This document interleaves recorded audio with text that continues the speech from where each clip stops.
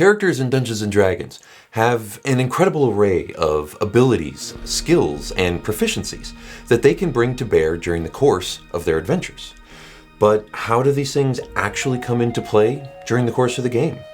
On today's D&D Academy, we're finishing our discussion on abilities and skills by talking about the actual types of dice rolls in the game.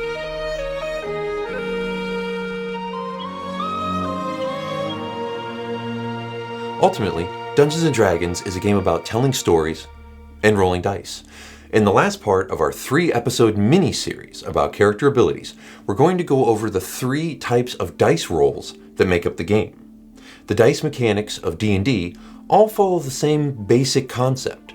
All of these types of rolls use the d20 and apply a modifier to it, and the higher the results, the higher the likelihood of success.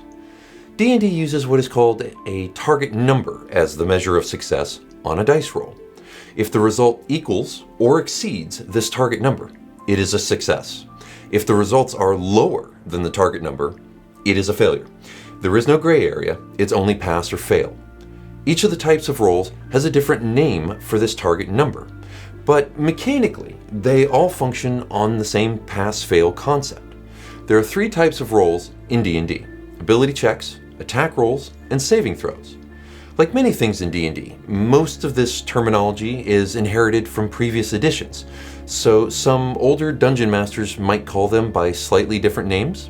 Ability checks are dice rolls made when you are actively attempting to do an action that uses one of your character's 6 abilities: strength, dexterity, constitution, intelligence, wisdom, or charisma. When the DM calls for one of these rolls, they will typically call it by the name of the ability you need to use, such as a strength check or an intelligence check. If one of the character's skills is being used, it is either included in the roll's name, such as a dexterity stealth check, or, more often with experienced DMs and players, the ability is not stated, just the skill, such as a stealth check. As skills are simply adding your proficiency bonus to your ability modifier when making such a check, there technically is no such thing as a skill check, although a lot of dungeon masters will use the term. That's just more of the inherited language from older editions.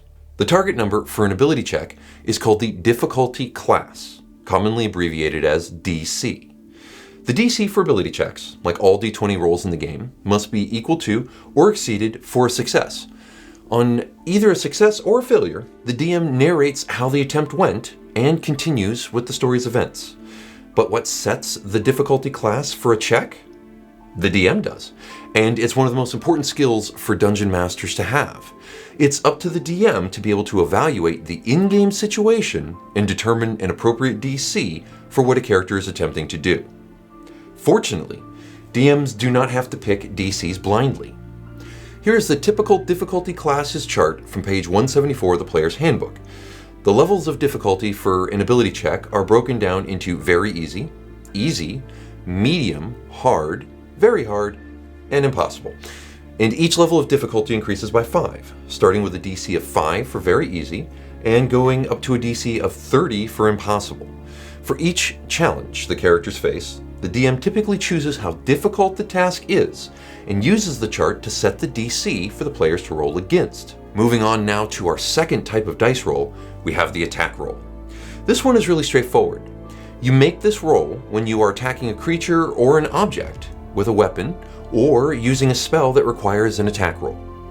The target number for an attack roll is called armor class, often shortened to AC. An armor class is something every creature in D&D has, including the heroes. It is a measure of how difficult the target is to hit, and it's generated by a combination of the type of armor worn and some or all of the creature's dexterity modifier. In a future episode, we'll take a much deeper dive into armor and armor class.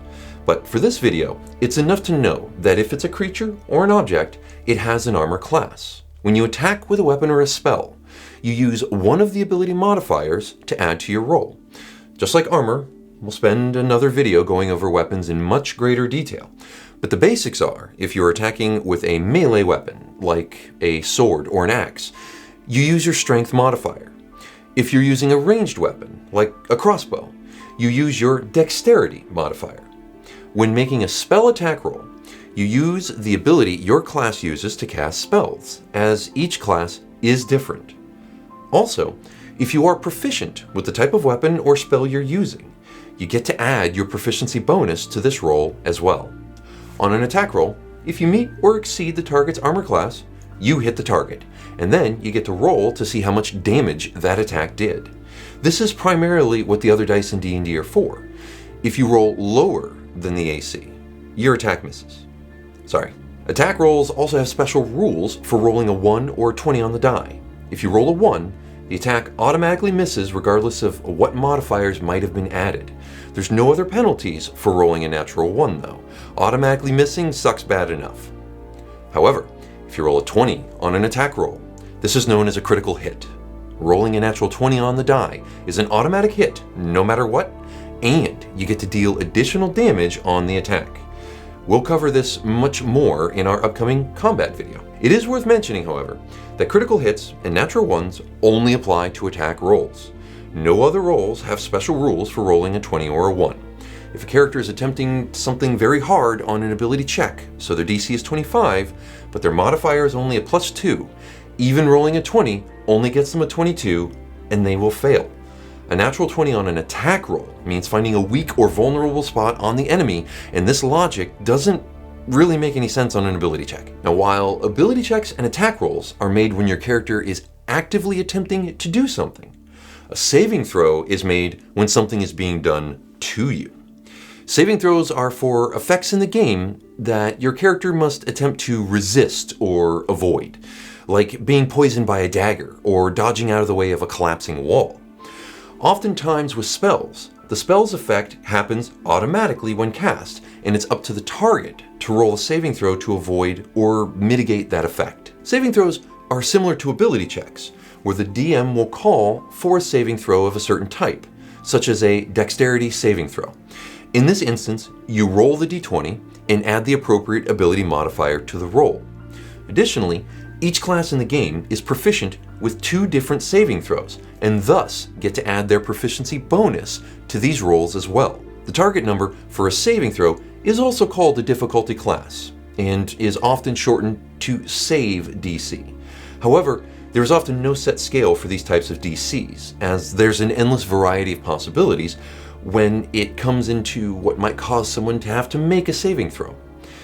The same scale that ability checks use is an okay benchmark, but far more factors go into creating a saving throw DC than an ability check DC.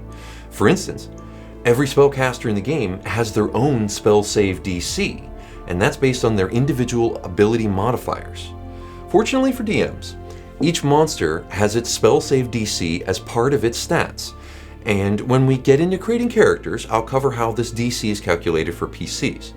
It's not super hard, but we've already covered quite a lot for one day. But there's one more thing I'd like to cover for today, and that is passive checks. Passive checks are a special type of ability check that does not involve rolling the dice. This type of check can represent the average result for a task being done repeatedly, such as searching for secret doors over and over again, or it can be used when the DM wants to secretly determine whether the character succeeded something without rolling dice, such as noticing a hidden enemy stalking them in the darkness. The way that this is done is that a character's passive check equals 10 plus any relevant modifiers. For instance, if a character has an intelligence modifier of +2, their passive intelligence check is 12. It's pretty rare in the game that a passive ability check like this would come up. It's far more often what is used is called a passive skill check. If a character is proficient with the skill used, the passive skill check total is 10, plus the relevant ability modifier and the proficiency bonus. During the game, a character's passive perception check is the most used passive check in the game by far. Let's use an example of all of this. Nyla the Ranger has a wisdom modifier of +4 and is proficient with the perception skill. Since she's level 1, her proficiency bonus is +2.